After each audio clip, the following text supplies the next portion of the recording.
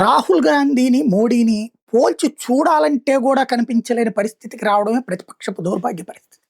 ఎందుకంటే, నరేంద్ర మోడీ దగ్గరికి దుబాయ్ అధ్యక్షుడు పరిగెత్తుకొనొస్తాడు. 2 గంటల్లో దాదాపుగా 1800 కోట్ల ఒప్పందాలు కుదుర్చుకుంటాడు. అమెరికా వాడు మనల్ని ఇబ్బంది పెట్టాలని చూస్తే, యూరోపియన్ యూనియన్ మన దగ్గరికి పరిగెత్తుకుంటూ వస్తుంది. రేపు 22 దేశాలకు సంబంధించినటువంటి వాళ్ళు పరిగెత్తుకొస్తున్నారు. అట్లాగే మనతో ఒప్పందం చేసుకుంటారు. 1,00,000 కోట్ల మేర ఒప్పందాలు. అంటే మనల్ని అమెరికా అంతటి ప్రపంచ నెంబర్ 1 వెంటాడాలని చూస్తుంటే కూడా నికార్సుగా, నిభాయింపుగా చూసుకుంటూ హ్యాపీగా పనిచేసుకుపోతున్నాడు మోడీ. ఈ దమ్ము ఎవడికన్నా ఉందా? ఇందిరాగాంధీ నాటకాలొద్దు. ఇందిరాగాంధీ అమెరికాకి లొంగిన 90,000 మందిని విడిచిపెట్టింది. బంగ్లాదేశ్ సందర్భంలో పీఓకే తీసుకోవడానికి అవకాశం వదిలిపెట్టింది.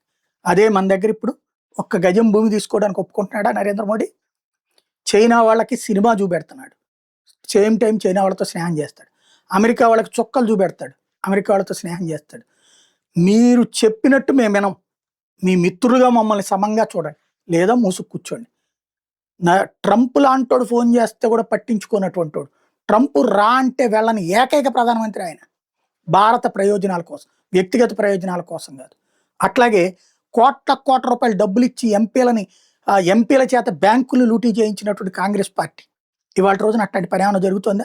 ఏ ఎంపీల చేత అట్లా లూటీ చేయనిస్తున్నాడా మోడీ? మొత్తం బ్యాంకింగ్ వ్యవస్థను సెటరేట్ చేశాడు కదా, దారికి తెచ్చాడు కదా. ఇది రెండవది. మూడవది, భారత ఆర్థిక వ్యవస్థ ఏ స్టేజ్కి వెళ్ళిపోయింది? ఇప్పుడు ప్రపంచపు 4వ స్థానం, ఈ ఏడాది కల్లా 27 కల్లా 3వ స్థానం. ఆర్థిక వ్యవస్థ అస్తవ్యస్తం అని చెప్దామని ఎంత ప్రయత్నించినా ట్రంప్ లాంటోడు ఇసిగిస్తుంటే, కావాలని మనం తీసుకొచ్చినటువంటి జిఎస్టీ సంస్కరణల ఇంపాక్ట్ ఎట్లా మారిపోతుంది? అద్భుతమైన మార్పు. ఇన్కమ్ ట్యాక్స్లో తీసుకొచ్చిన సంస్కరణలతో ట్యాక్స్ పేయర్స్ పెరిగారు. ఇదివరకు 0.8% నుంచి ఇప్పుడు 5% పెరిగారు.